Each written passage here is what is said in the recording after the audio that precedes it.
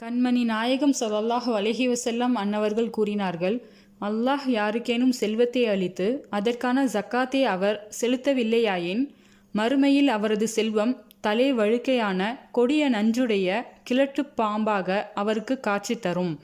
அதற்கு அதன் நெற்றியில் 2 கருப்பு புள்ளிகள் இருக்கும். மறுமை நாளில் அது அவரது கழுத்தில் மாலையாக சுற்றி கொள்ளும்.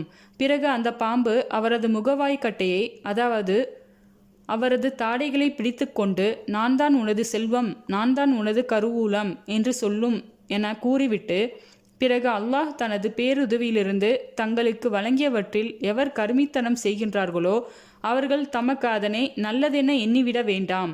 மாறாக அது அவர்களுக்கு தீங்கேயாகும். அவர்கள் எதனை வழங்காது வைத்திருந்தார்களோ அது மறுமையில் அவர்களது கழுத்தில் மாலையாக மாட்டப்படும். வானங்கள் மற்றும் பூமியின் உரிமை அல்லாஹுக்கே உரியதாகும். மேலும் நீங்கள் செய்கின்றவற்றையெல்லாம் அல்லாஹ் நன்கறிபவன் என்னும் 380வது இறைவசனத்தை ஓதி காட்டினார்கள். நூல் புகாரி.